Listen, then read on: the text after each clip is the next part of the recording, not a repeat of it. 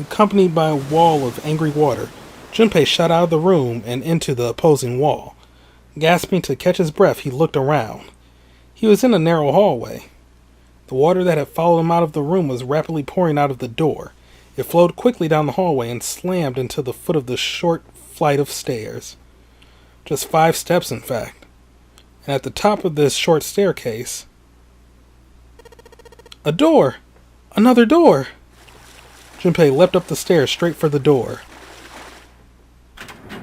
The door burst open and Junpei exploded out of it, only to freeze in his tracks. What other possible response could there have been to what he saw? What the hell? His voice trailed off, and all he could do was stare. A polished floor stretched out before him, ornate staircases rising up from the edges, each one of them equidistant from the others. The stairs and pillars were solid wood, and Art Nouveau embellishments and decorations covered the walls and pillars. It looked like nothing so much as the entrance to a luxurious mansion from the early 1900s. Junpei couldn't help but wonder, was he really in a ship? The water quickly filling the hallway behind him suggested that, yes, he was. As he looked, a fresh wave rolled out of the room he'd been in, gathering speed as it moved toward the stairs. Yeah, that's what I thought. This is totally a Wait, what the hell? A wave? Shit, I gotta get out of here. Junpei span around, his wet shoes squeaking in protest on the polished floor, and ran toward the tremendous staircase in front of him. C deck. B deck. As he ran, he glanced quickly at the plates mounted on the wall, denoting the decks of the ship. He took the stairs 2 at a time, not entirely sure where he would find himself. Just as he began to wonder where, in fact, the stairs did lead. Junpei saw another person out of the corner of his eye. He stopped short, nearly tripping over the next stair, and looked. It wasn't just one person he'd seen. On the landing to the left of the stairs, there were 4 people staring at him. And on the right side, 3 more. All told, there were 7 of them. It looked as though they had been on their way down the stairs. They'd stopped short when they saw Junpei, their eyes wide. He'd done the same, of course, and now they stood there staring at one another. Junpei didn't move, one foot placed awkwardly on the next step, in the middle of a stride. Who were these people? This entire interaction lasted only a matter of seconds. The woman spoke to Junpei and time began to move again. I guess there's another one of us now. The woman was dressed, Junpei thought, rather like a dancer. Her clothes covered very little, and her prodigious jewelry little more. Hey, you, come on. Hurry. With no further ceremony she ran, straight past Junpei and toward the doors behind them. The sudden proximity of a woman with such striking assets left Junpei momentarily stunned. Get your head out together, my dude. But the others wasted no time and quickly followed the strange woman. The first to pass Junpei was a young man with silver hair. He threw a quick glance in Junpei's direction as he ran, muttering, one of us, huh? Following him was an older man, his face calm and without fear. Soft wrinkles sprouted from his eyes, and he came close enough as he passed for Junpei to see wisps of gray in his hair. His composure and shock of hair struck Junpei as rather like that of an elderly lion. Going up won't do you any good. There are 2 doors, but neither of them will open. Next to speak was a girl with pink hair and a high voice. Come on! Aren't you coming? You gotta hurry! Her small hand was wrapped around the wrist of another man.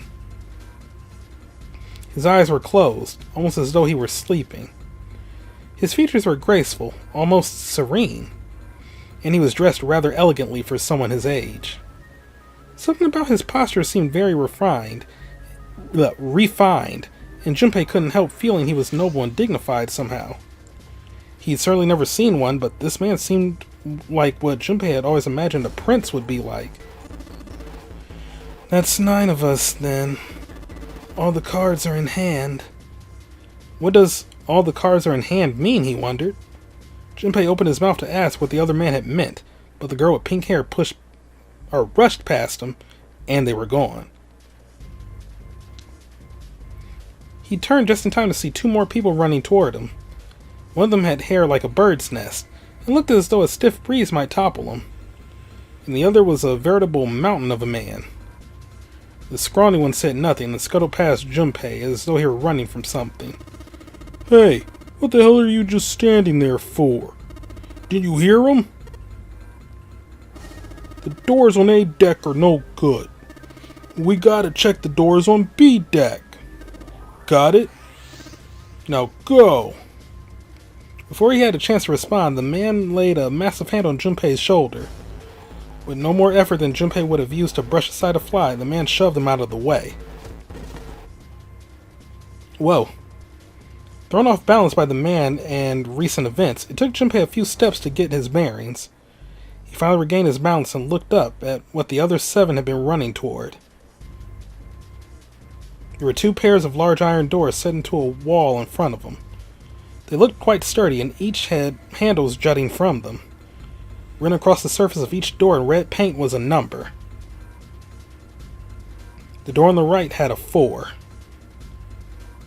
And the door on the left had a 5. They're the same. The guy Junpei had decided to call Silver was mumbling to himself. The room I woke up in had a number on the door just like that. You too, eh? With an arched eyebrow, the lion looked over at Silver. My cell was the same. A number upon the door. I opened it, ran down the hallway outside, and found myself in the rather grand room, full of stairs, as, I suspect, did the rest of you. It was as though the floodgates had been opened. They all began to talk at once.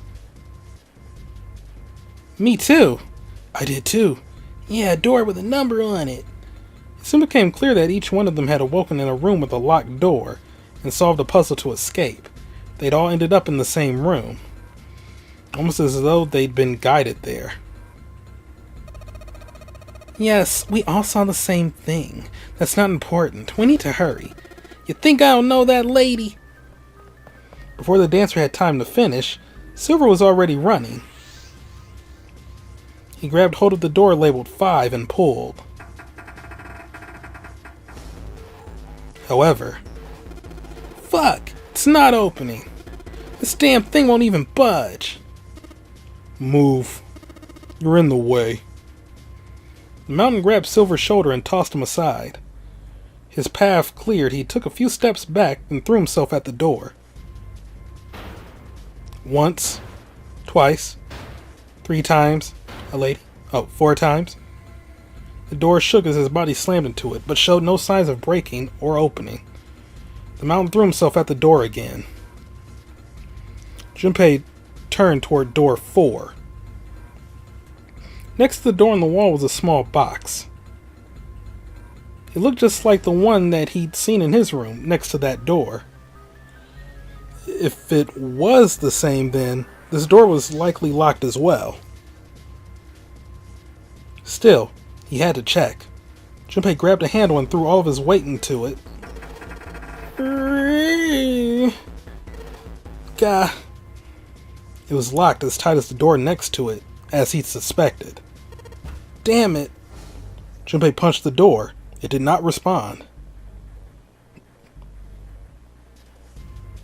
Were these the only doors, he wondered? He'd barely finished the thought when the C-deck plate he'd passed on his way up sprang, unbidden, to his mind.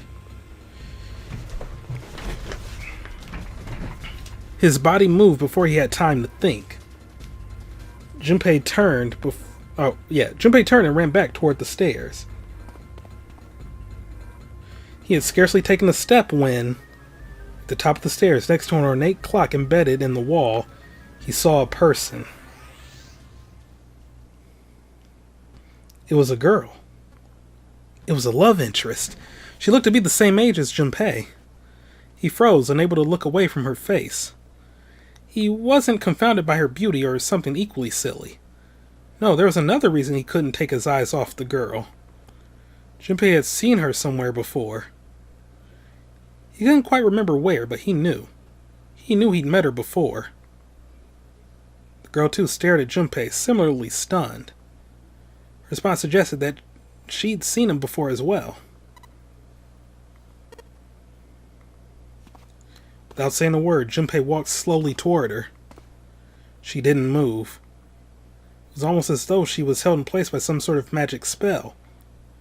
As Junpei stepped onto her landing, the spell broke. No sooner had he set his foot down than the whole ship shook a second time. Ah! The quake caught the girl unprepared and she fell. Moving on instinct, Junpei leapt to catch her. Or so he thought.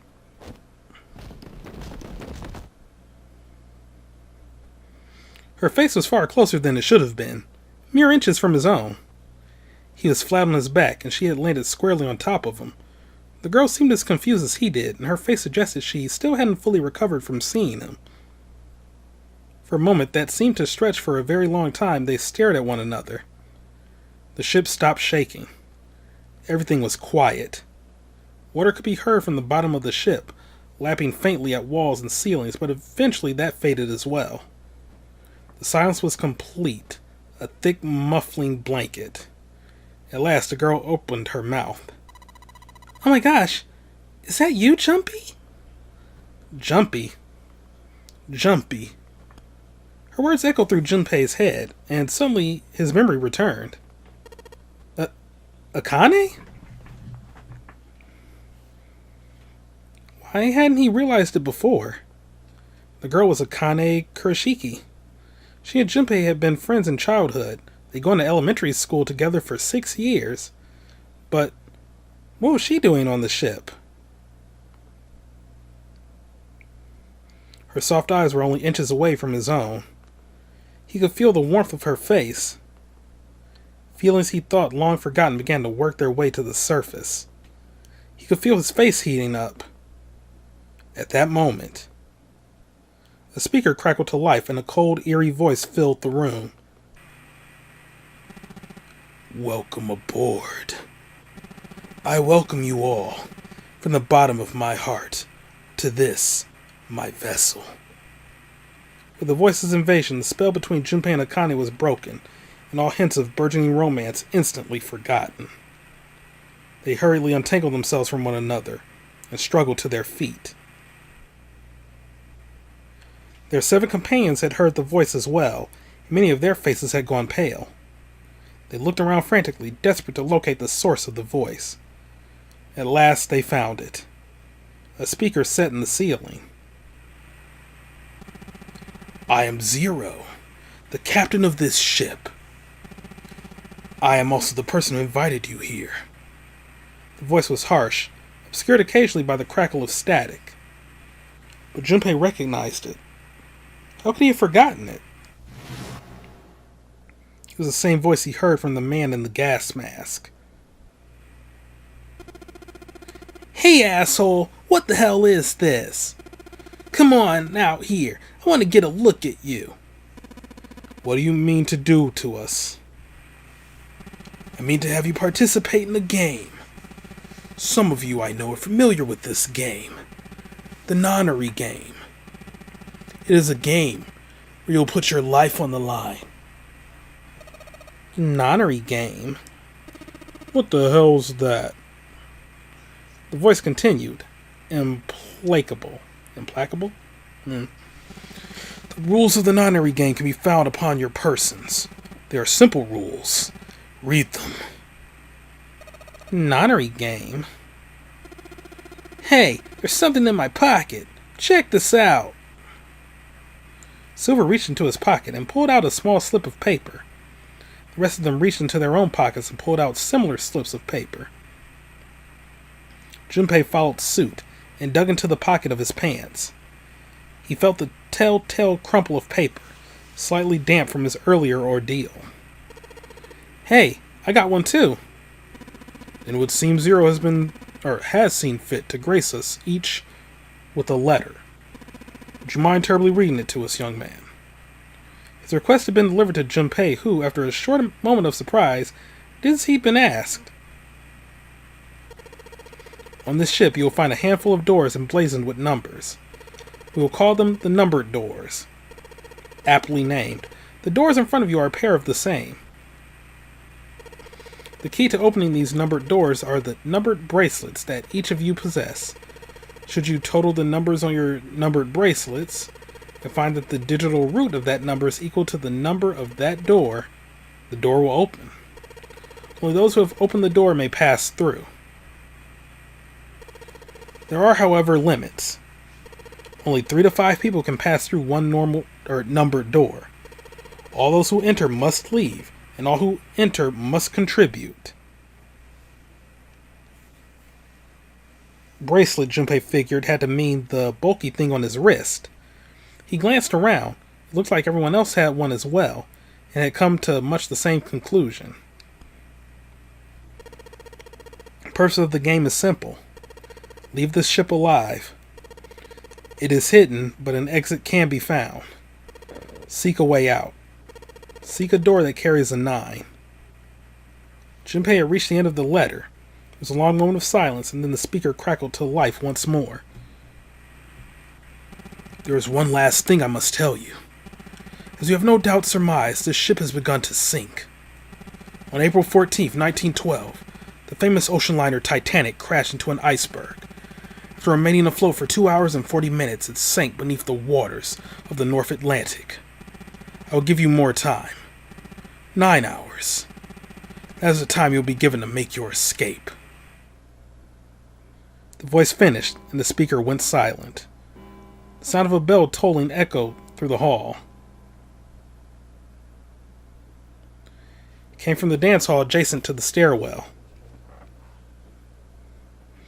It took those assembled on the stairs mere moments to trace the sound to an antique clock embedded in the wall.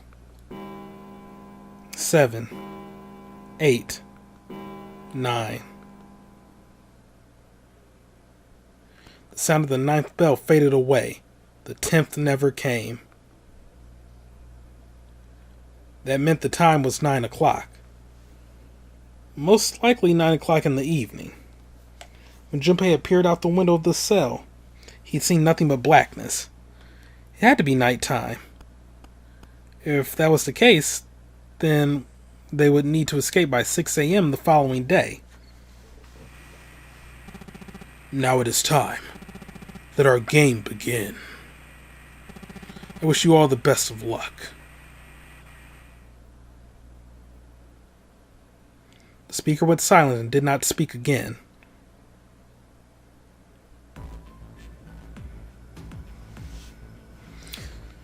Silver yelled at the speaker with language coarse enough to embarrass a sailor, but the rest of Junpei's companions were silent, deep in thought. Junpei, too, was consumed by his thoughts. There was a great deal he didn't understand. Who was Zero? What was the Nonary Game? Why had he chosen to make them part of it? Was he a criminal who took delight in playing with his victims?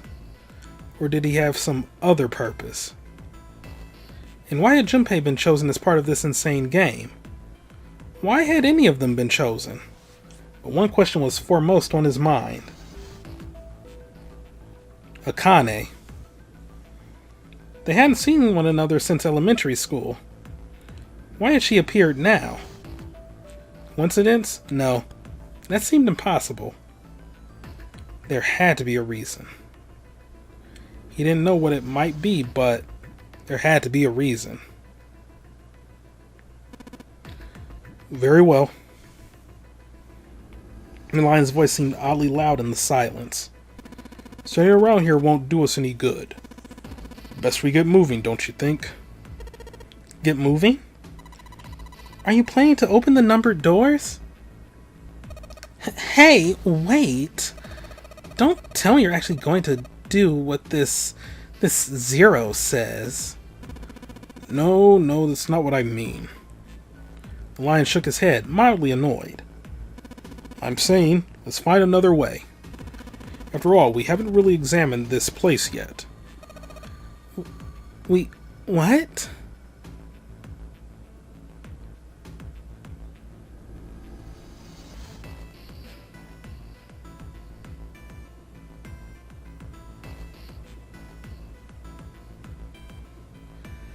Their separate investigations finished, all 9 people returned to where they'd left one another. The result of all their work was nothing. They were completely sealed in. Hard work had not gone completely to waste, however. They had learned a number of things as they scoured the parts of the ship they could reach. It seemed that they were confined to decks A through C.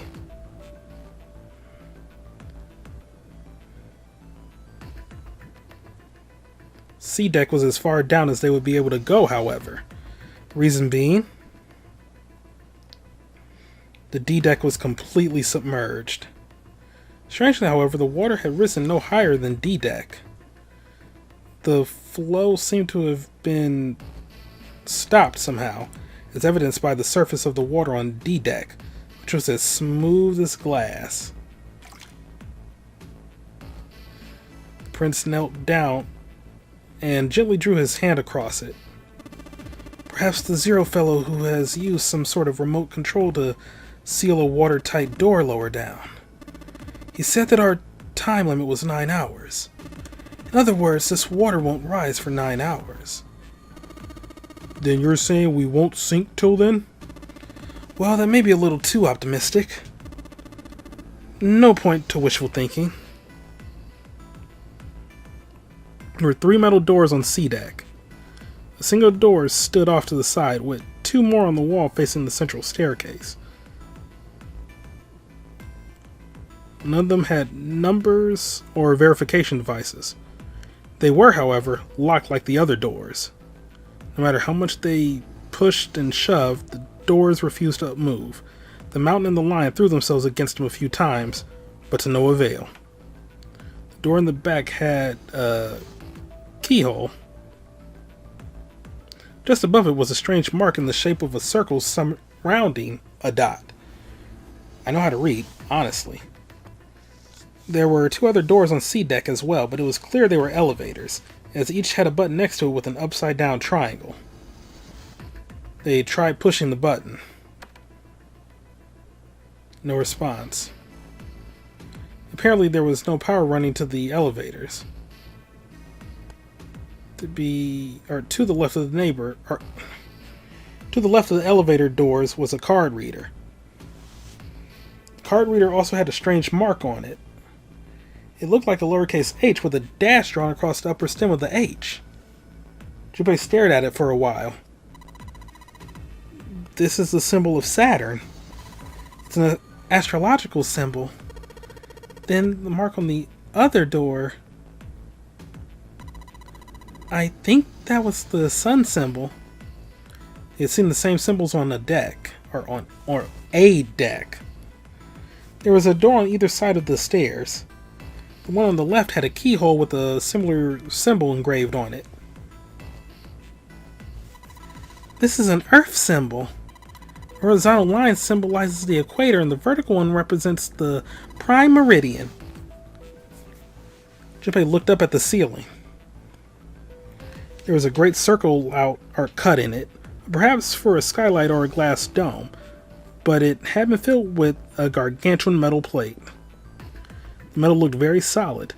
Anything short of an explosive charge was unlikely to damage it. There were several windows along both sides of the ship, or at least there had been. They too were covered with metal plates. In other words,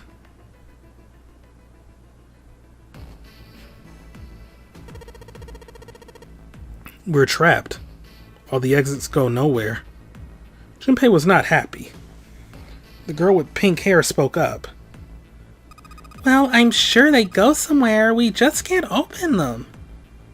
Then the mountain spoke. You don't know that. For all we know, they just open into walls or take us in circles. The prince did not agree. No, I'm sure they go somewhere. Otherwise, what point would there be? And we can open them. Well, 2 of them at least.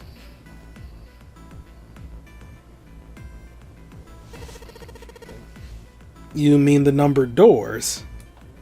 Jump cut over. Also, yeah, hopefully the audio is a bit better now. Sorry for the first part and the first half of this part. I did not know the audio would be that quiet, so hopefully it's fixed. But if not, then at least I know what caused it to be really quiet. And yeah, I should just tweak it again and it'll all be fine. Anyway, you mean the numbered doors? Well, eyes turned toward the doors with numbers on them. The atmosphere in the room grew tense. Hey, wait a minute. I think I said this earlier, but I don't think we should do that. The dancer moved in front of the doors as if to block them. We have to be crazy to open these doors. If we do that, we're doing exactly what Zero wants us to do. Suddenly, everyone began to speak at once. I agree. I don't. That's a terrible idea. We should keep going. We should stay here. We don't have any other way to open any of these doors. We should just wait. Someone's bound to come find us. On this, a sinking ship. We don't have time for that. In 8.5 hours, this ship is going to sink. The clamor of voices made it next to impossible to determine who was saying what. Their arguments grew more and more intense until people were shouting and screaming at one another.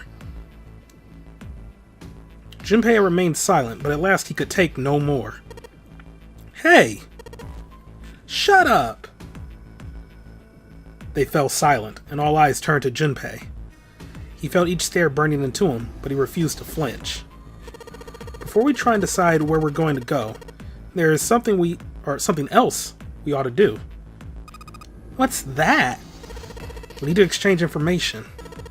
We don't know anything about each other. I want to know who you guys are. Who you are, where you came from, why you ended up here. Don't tell me you aren't curious too. They were silent. Some of them looked the other way or bit their lip, crossed their arms and stared at the ceiling. But one of them spoke up. It was Akane. I agree. I think Junpei is right. Junpei? Oh, I'm sorry, I'm talking about him. I just call him Junpei. His name is Junpei. She pointed toward Junpei. We're childhood friends. We went to the same elementary school. Wait, stop. Don't tell us stuff we didn't ask you about. Zero's probably watching us right now. What are you gonna do if he's listening in? Would that be bad? Hell yeah, it would. We don't know how much that bastard knows about us. I mean, enough to, like, find out your locations and kidnap you all, but alright, fine. Maybe he just picked a bunch of random people to kidnap.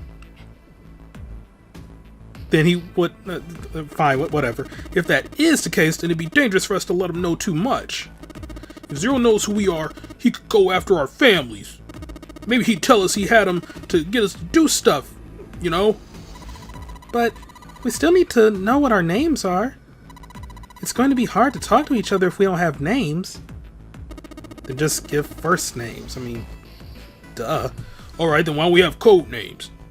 To him, apparently, it seemed like the obvious solution. Code names? Yeah, we each pick something.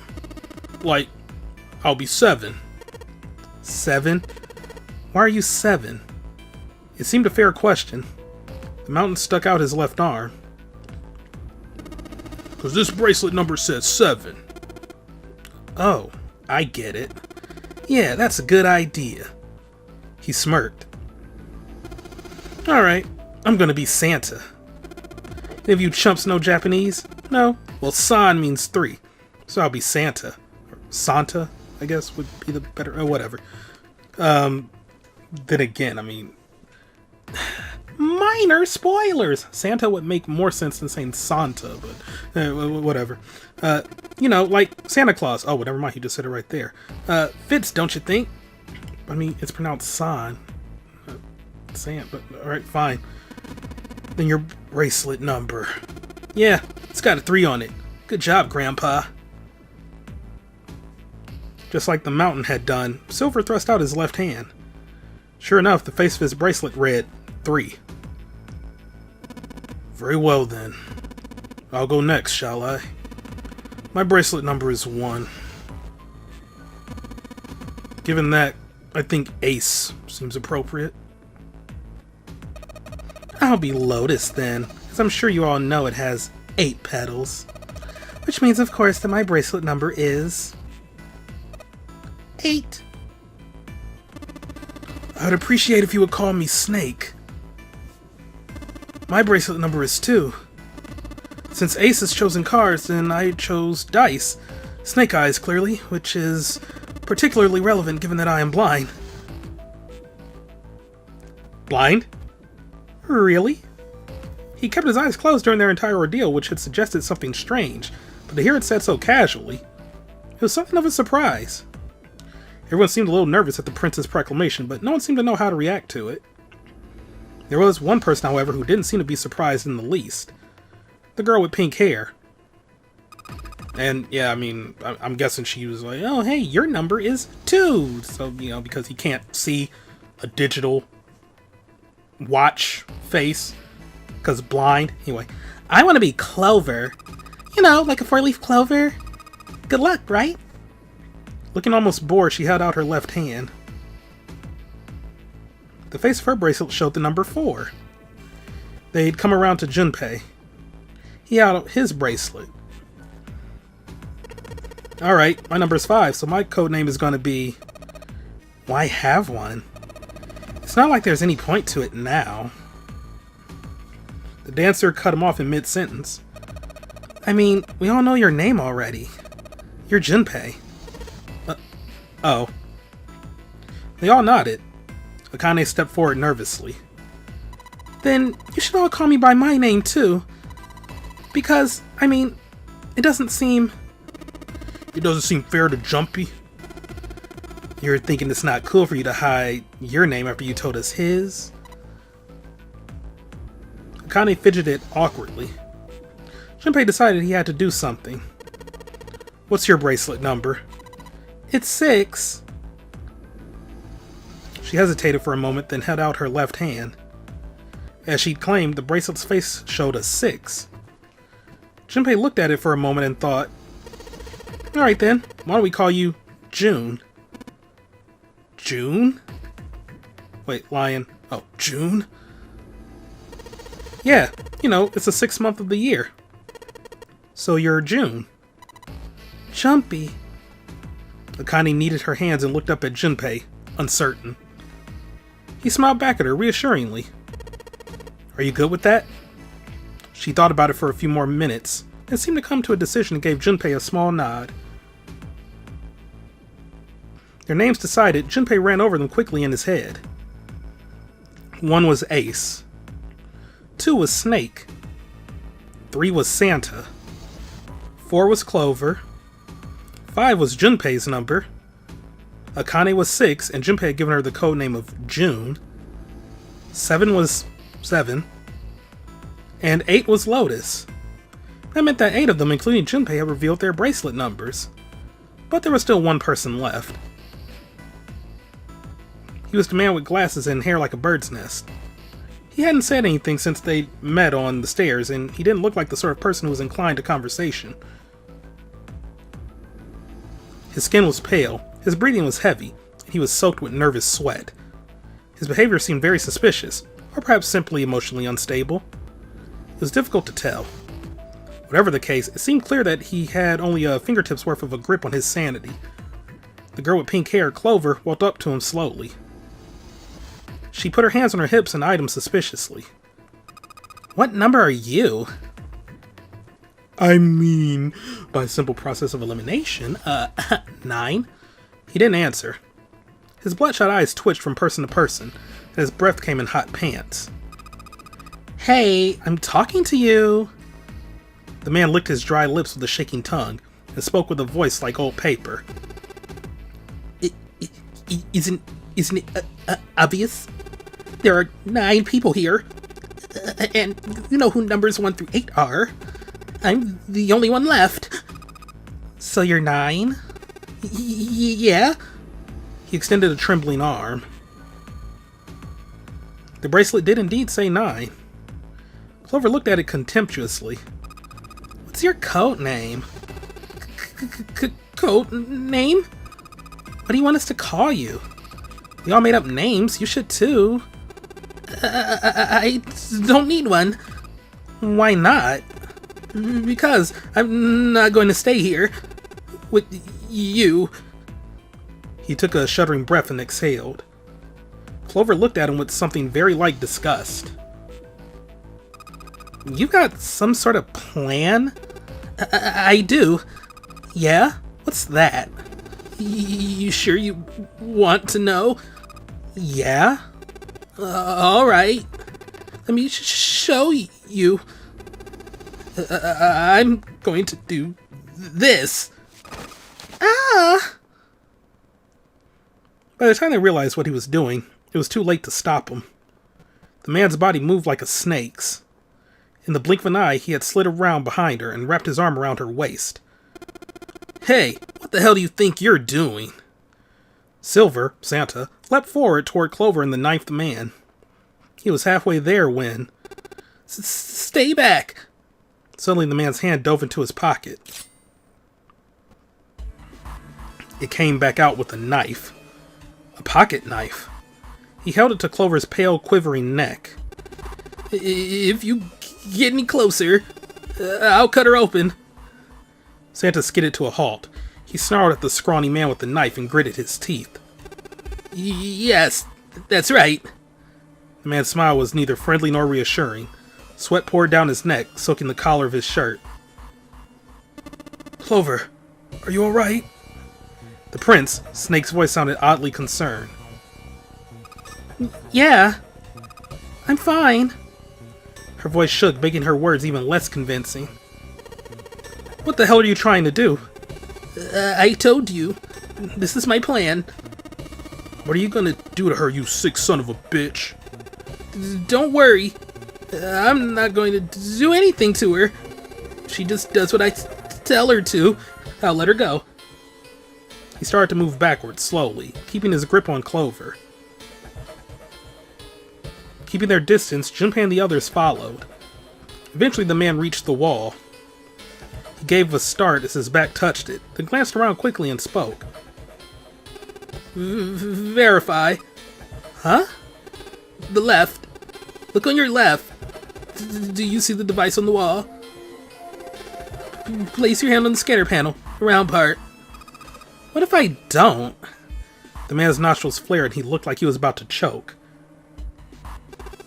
Are you an idiot? What do you think?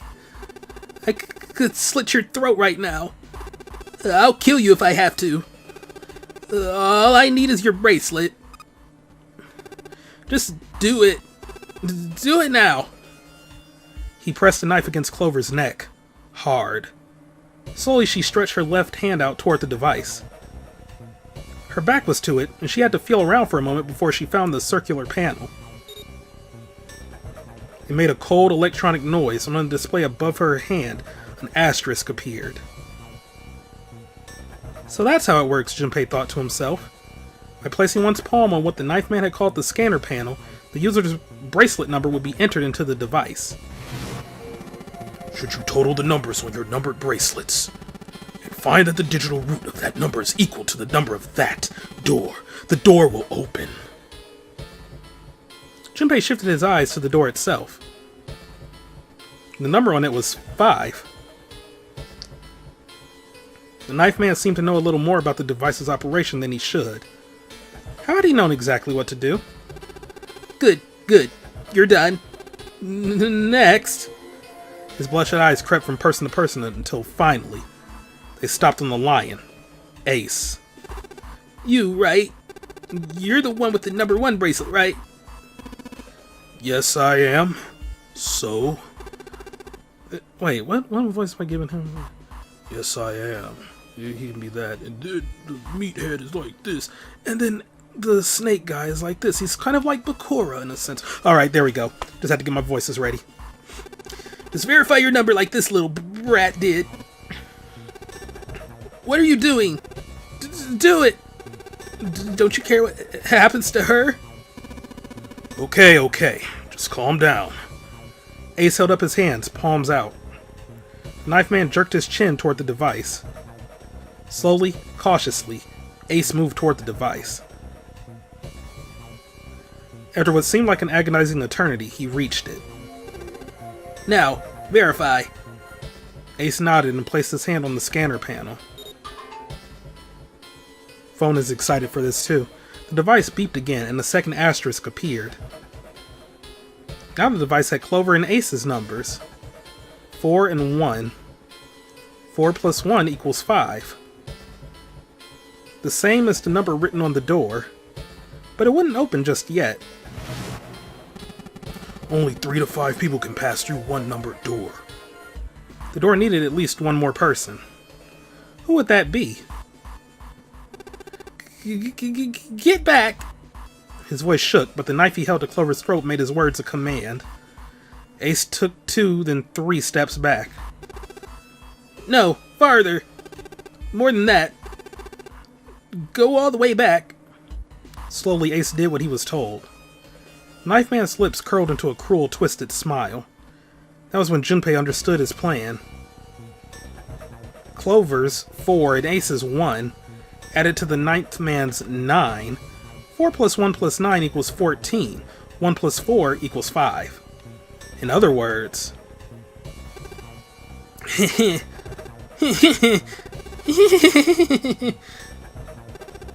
Thank God you were all so cooperative. Now I can get out of this nightmare. He pressed his own hand against the scanner panel.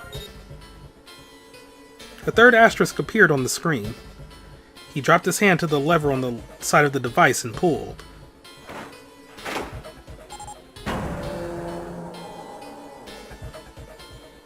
The door opened with a heavy metallic groan. He let go of Clover. Wait! Junpei leapt toward the knife man, but he wasn't fast enough. The man shoved Clover. And hopped through the door. Okay, have a good one, guys. I'm going off ahead now. Well then, goodbye. He raised his hand and waved, a twisted smirk on his face. Then he was gone. The door ground shut with a dull clang of metal on metal. Clover! Are you alright? Snake ran to Clover's side as she lay on the floor. Yeah, I'm fine. She climbed unsteadily to her feet, and once there leaned heavily on Snake's shoulder for support. Junpei ran to the door. The others followed him. Several pairs of hands grabbed hold of the handles and pulled. They grunted and strained, but... Shit. It won't budge. That was when Lotus, the dancer, spoke. Her voice was quiet. Do you hear something? Like what? Like some sort of beeping. Junpei pressed his ear against the cold metal of the door. The others did the same. You're right. I can hear it too. What is it? Then they heard something else. It was the ninth man. Shit! Why isn't it stopping? God damn it! You lied! Lied? This wasn't supposed to happen! This is wrong! This is wrong! His voice shook with fear. Safe on the outside, they stepped back from the door and looked at one another. What is happening in there? Open the door! Please! I'm begging you! Help me! Please get me out of here! Get me out of here!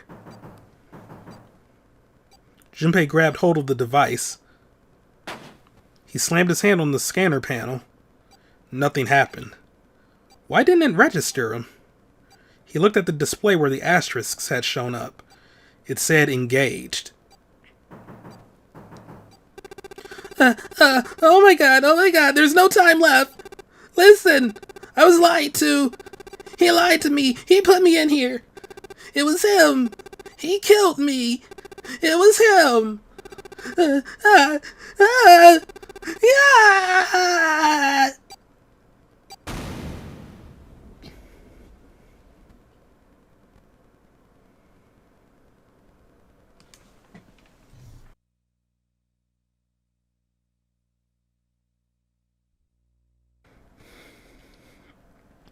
The explosion rocked the room.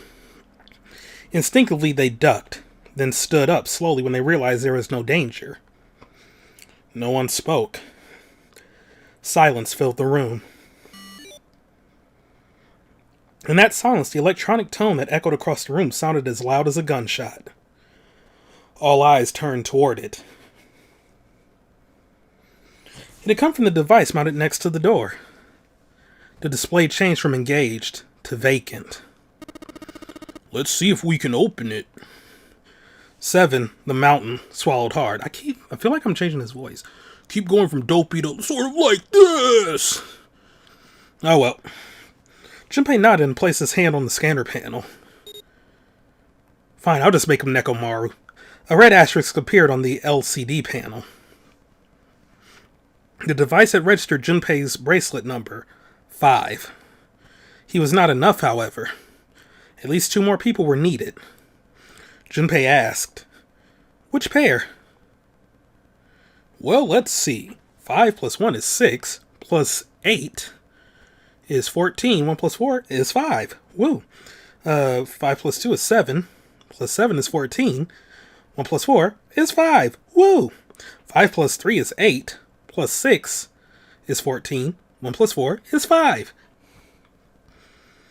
Oh, I feel like I'm playing a Telltale game where none of the choices matter. That was mean. That was mean. We'll do,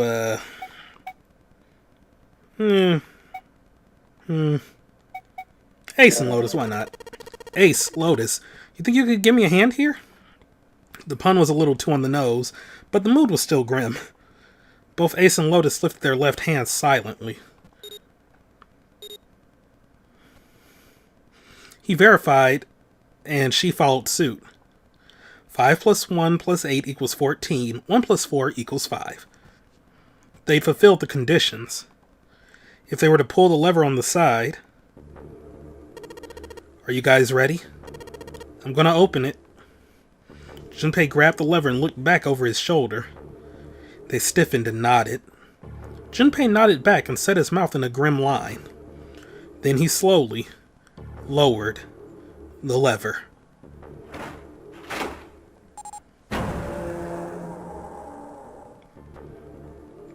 There was a metallic groan and the door slid open. A breath of air drifted out of it, carrying a stench that nearly made them gag. Junpei grimaced and put a hand over his mouth. Oh my god. Good God. Lotus and Ace shuddered. 7 grunted. Whoa, that's pretty bad. Even Santa's voice shook.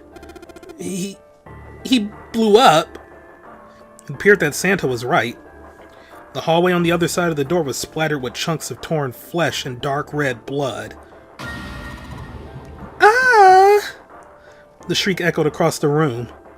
It had come from June. Then her strength left her and she dropped. As Junpei turned to catch her, the door groaned shut.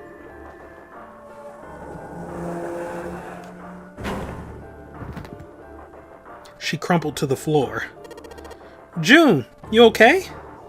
Junpei dropped to his knees and put his arm around her shoulders. That was when he noticed. Her whole body was feverish.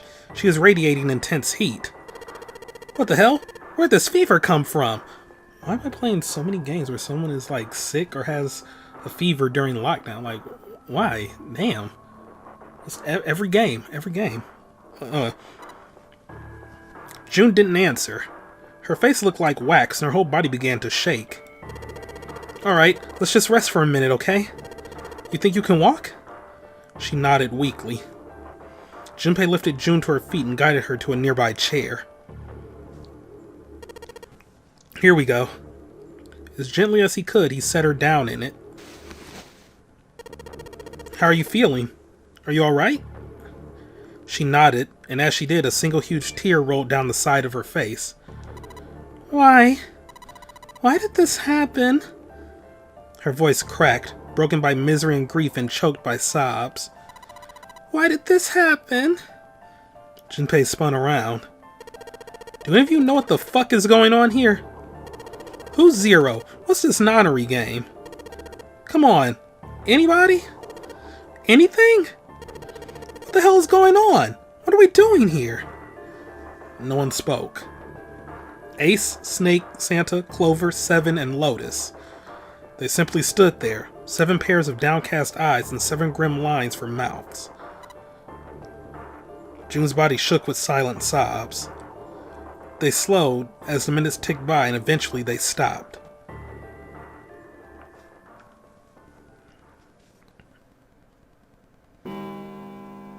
Then suddenly, in the cold, heavy silence that had enveloped them like a thick fog, a bell began to ring.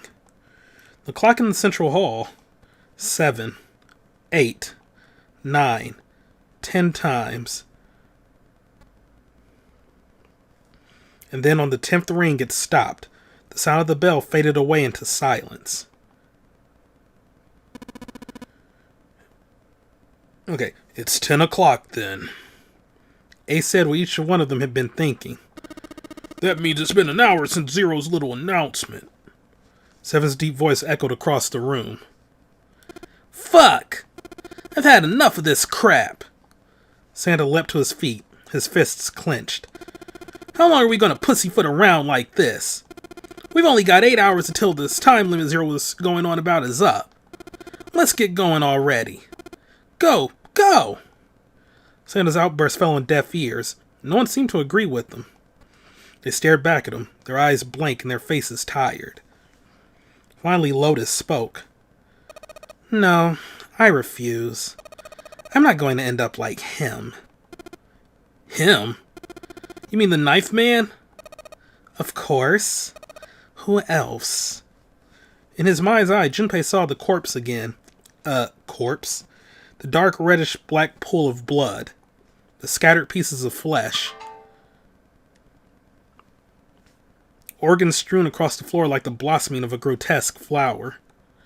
The explosion that had torn through his body had been powerful. The knife man's neck had been twisted at an odd angle. Oh, okay, there was still some corpse there then. Junpei suspected the detonation had thrown him against the wall. Half of his face was crushed, and the other half was covered in blood. Most of his abdomen had been emptied, either by the explosion or by gravity. He had landed on his back, and stark white ribs jutted up out of his chest, like the legs of some sort of macabre crab. Macabre? Junpei felt something flip in his stomach. I think he just screwed up. Eyebrows went up, and Santa continued. He probably set off some sort of trap, and that killed him. I'm not going to screw up like that. I'm getting out of here alive.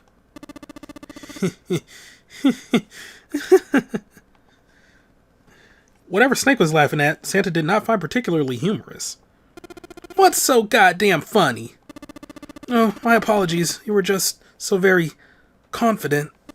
I couldn't help myself. What the fuck? I think you've mistaken the situation. Huh? The knife man's death had nothing to do with a trap, or at least not the sort of trap you imagine it did. Then he broke one of Zero's rules. That was why he died. Quite simple if you think about it. You still don't? Alright. How about you take a moment and think back to what Zero said? Specifically, what did he say about the number of people? He said only 3 to 5 people can pass through one numbered door. Right? And after that, you've forgotten the relevant part. What did Zero say? Santa furrowed his brow in thought. Junpei thought back. Phone, I'm gonna need you to be quiet, please. Zero said, no, not only 2 people can go through. Not more than 6, because it said 3 to 5 people. So, no. So, by process of elimination, that everyone who verified had to go. All those who enter must leave, and all who enter must contribute. Right? I think it was something like that. Whatever it was, it means that groups of less than 3 or more than 5 can't go through. That is correct. A gold star for you, Junpei. Snake inclined his head toward Junpei. The Knife Man, however, broke that rule. He tried to pass through a numbered door by himself. That was why he was executed. Then Zero's watching us from somewhere, making sure we don't break any rules. Oh, I'm not so sure of that. Why not? Because this execution system is entirely automatic. You didn't notice? There's no need for him to monitor us. What do you mean? Snake looked at Seven with what could only be described as pity inside. Very well. I see it must be me who tells you. I've waited long enough, I suppose. I had hoped Zero might spare me the trouble, but that seems increasingly unlikely. He couldn't see them, of course, but perhaps Snake sensed the confused eyes upon him. When Ace spoke, he gave words to everyone else's thoughts. Thoughts is plural. Do you know something? Well, I know a great many things, but yes. What is it you know? Here. Snake removed the card from the pocket of his jacket. With a flourish, he presented it to Ace, who took a close look at it and spoke. Come on now. What's the point of giving me this? Give me that. Santa snatched the card from Ace, but his expression of disgust quickly turned to one of confusion. Huh? The hell is this? Seven tugged it out of Santa's hands. I see. The card went from Seven to Lotus, from Lotus to June, and finally to Junpei. He looked at it and understood. This is Braille. Braille, the written language of the blind. The card was covered with small embossed bumps. Junpei could recognize it, but he certainly couldn't read it. Sorry guys, I can't read this. Junpei handed the card back to Snake, who nodded at him with a small smirk. Okay, that was fun. What's so important about that card? I found it in my pocket. I can only assume it is a message from Zero. From Zero? A message? What does it say? Suddenly everyone was crowding around Snake, desperate to hear what the message said. Santa especially looked as if he were about to grab hold of Snake and shake the answers from him. Snake raised his hand. Calm down now. No need to panic. You don't need to force me. I'll read it. Junpei swallowed hard and waited for him to start. He was not the only one. Presently, Snake began to read, his voice calm. His fingers glided over the tiny bumps as he spoke. Bracelet number 2. Since you are not blessed with sight, I shall bless you and only you with information. I shall tell you of the function of the red of the dead and of the bracelet. The red is the recognition device. It will verify your number. Beside every numbered door, you'll find a red. The dead is the deactivation device. It does exactly what it says. Once you have passed through the numbered door, you must use the dead to stop the detonator in your bracelet. But perhaps you are wondering, what does this detonator detonate? I'm afraid this may be something of a surprise. I have placed a small bomb inside of you and the people whom you are about to meet. You swallowed it while you were unconscious. I have no doubt that by the time you read this note, the bomb will have passed your stomach and found its way to your small intestine. In other words, you'll be unable to regurgitate it. I suggest you do not try. As I mentioned before, the bracelet on your left hand contains a detonator. Think of it as a remote fuse, or timer, for the bomb in your body. There's only one condition which will cause it to detonate. That condition is that you enter a numbered door. Once you have done so, the timer will activate no matter who you may be. You will have 81 seconds. Get it? Because 8 plus 1 is 9. If after that time the detonator has not been deactivated, it'll send a signal to the bomb in your body instructing it to explode. In order to deactivate the detonator, every person who verified their number at the red must also verify their numbers at the dead. Once all numbers have been verified by the dead, you need only pull the lever at its side and the countdown will cease. Anyone who does not verify their number at the red will find themselves unable to verify their number at the dead. That is to say, if you should pass through a numbered door without first verifying your number at the red, in 81 seconds, you will be dead. Phone was punctuating that. You must also keep in mind that the numbered doors will close automatically after 9 seconds have passed. So long as the door is open, the dead will not function. You would do well to remember this. Lastly, let us discuss how to remove the bracelets. There are only 2 ways to do so. 1. You escape from this ship. 2. Your heart rate reaches 0. In other words, once the bracelet is taken outside the confines of the ship, or detects that its wearer's heartbeat has fallen to 0, it will shut down automatically. There is no other way to remove your bracelet. If you attempt to force it off or disable the detonator, the bomb within you will immediately explode. This is all the information which I can impart to you. How you choose to use it is for you to decide. If used wisely, you can eliminate those who might be a danger for you, or to you. For a time, you would be able to control your fate. I wish you the best of luck. Snake finished reading and carefully returned the card to his pocket. The message had been lengthy, but its meaning was clear.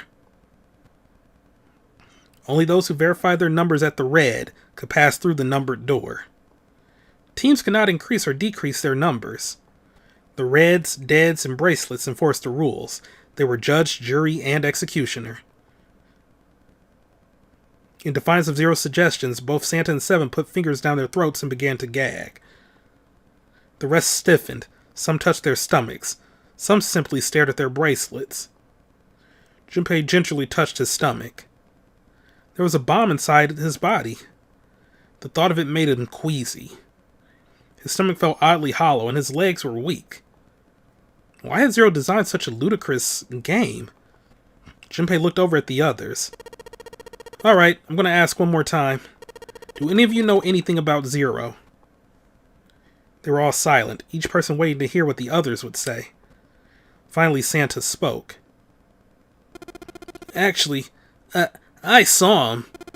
I saw Zero when I got grabbed. I didn't see his face, though. Son of a bitch was wearing some kind of gas mask. What the hell? Come on, guys, give me something. You know, like a surprise or something? Instead, it was Santa who looked surprised. There was a moment of silence, and then everyone spoke at once. Yeah, I saw him too. Me too. He was wearing a gas mask. As stories were sorted out, the truth became clear. All their stories were the same. They had been abducted at home, at midnight. The person claiming to be Zero had worn a mask. There had been white smoke, and then each person had passed out. When they awoke, they had found themselves on D-Deck, in a room with a 3-level bunk bed.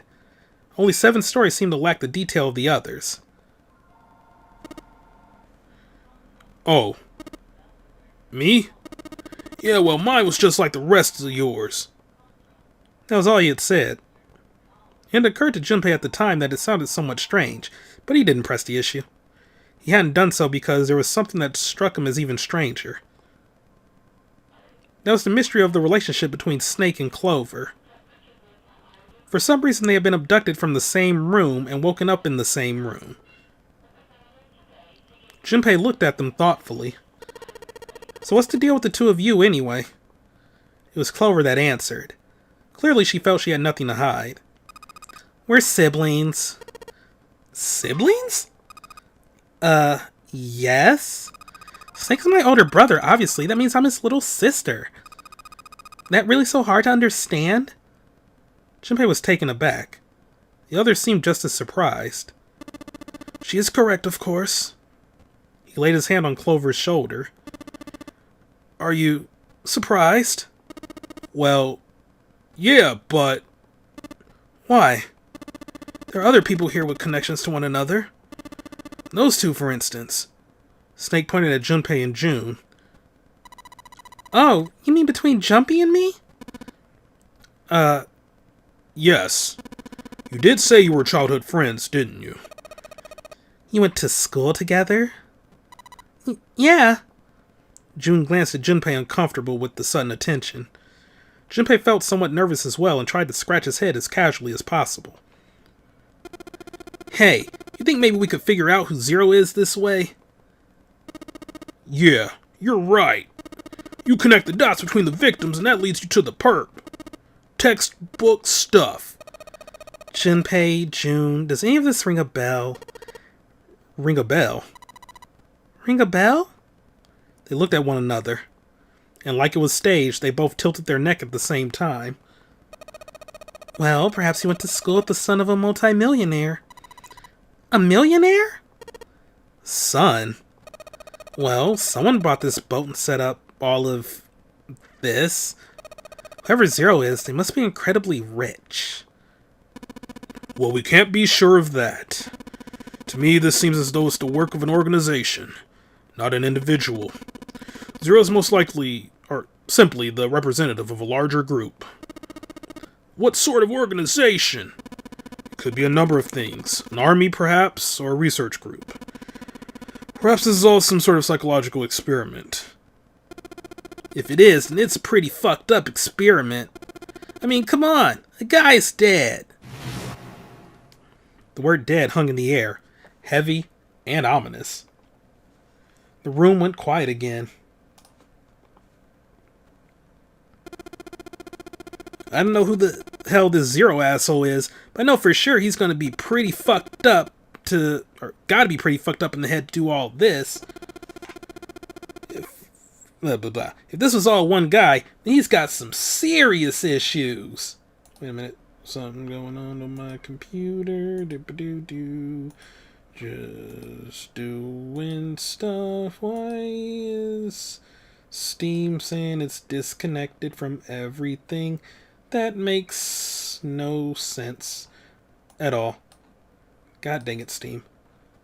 Also just checking some stuff about paths in this game. I could edit this out, but I'm lazy, even though I gotta edit parts of this video anyway. Yay. Okay. Alright, figured out what I'm gonna be doing about something. If this is all one guy, then he's got some serious issues. Even with the specter of death hanging over them, their discussions continued for some time. In the end, however, they learned nothing. By the time they finished, 1.5 of their 9 hours were gone. All they had to show for it was impatience.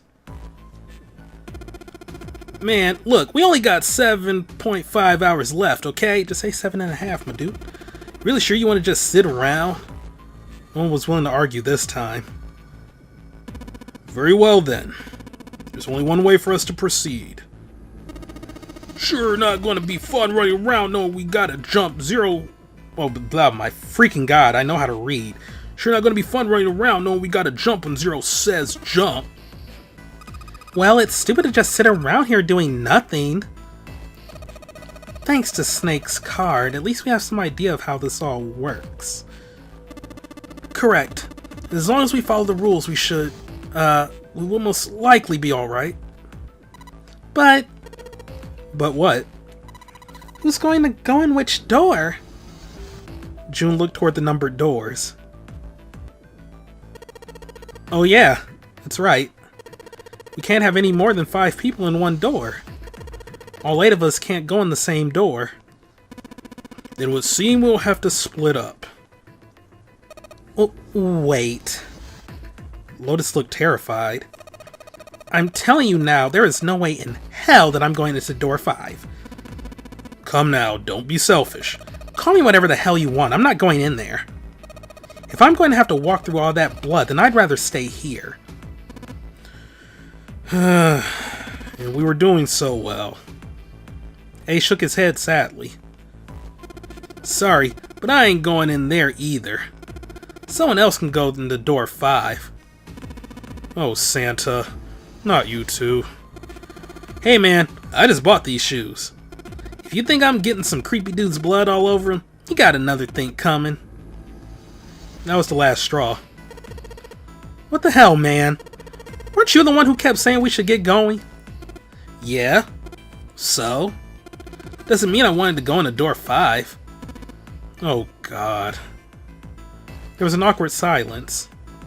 Finally, Seven spoke. Fine. I'll go into door 5. I can't go in there alone, though. Anyone else willing to come with me? There was another long silence. This time, Snake was the one to break it. I'll go. What? Don't worry, you'll be fine. We may part now, but I'm certain we'll meet again later. How do you know that? Because I do. That's not an answer. If you're going, I'm going too. I'm going into door 5. What I'm going to... blah, blah, blah. What am I going to do with you? There's nothing you have to do. Ace stepped forward. If I join you, the problem is solved, correct? 7 is 7, and Snake is 2. And if you add Clover's 4 and my 1, the digital root will be 5. 7 plus 2 plus 4 plus 1 equals 14. 1 plus 4 equals 5. If you didn't know math when you started this game, you sure as hell will know when you're done. Oh, it works perfectly. The 4 of us can go into door 5. Wait, what about the other 4? What's their digital root going to be? Junpei did a quick mental calculation. Lotus, Santa, June, and Junpei remained. Their bracelet numbers were 8, 3, 6, and 5. 8, 3, 6, 5. What would their digital root be? Well, 8 plus 3 is 11, plus 6 is 17, plus 5 is 22. 2 plus 2 equals 4. Yep, 8 plus 3 plus 6 plus 5 plus 22. 2 plus 2 equals 4. He repeated what he determined. It's 4. Add up our 4 bracelet numbers and the digital root is 4. Then we can go into door 4. Yeah. Huh, that worked out well. Junpei ran over the team assignments in his head one more time. 4 people would go into door 5. 7, Snake, Clover, and Ace. 4 people would go into door 4. Lotus, Santa, June, and Junpei. Also just pulling up something else again. Okay, just making sure. Alright. Junpei had to ask himself if the teams were what he really wanted. Beyond door 5 was what remained of the 9th man. He never wanted to see that thing again, but something in him said it would be unwise not to examine the corpse even a little closer. Of course, if he went through door 5, he wouldn't be going with Lotus and Santa. True, it would be possible for him to bring June with him through door 5, but that would mean she would have to see the horrific carnage that waited there. Junpei didn't want that. Junpei was torn. Should he stay silent and go through door 4? Or should he stop them all and insist on door 5? As he turned his options over and over in his mind, Ace spoke up. Alright then. Seems we've reached a conclusion. Shall we go? He began to walk toward door 5. Clover and Snake followed, with 7 a short distance behind. Junpei, which door do you want to go through?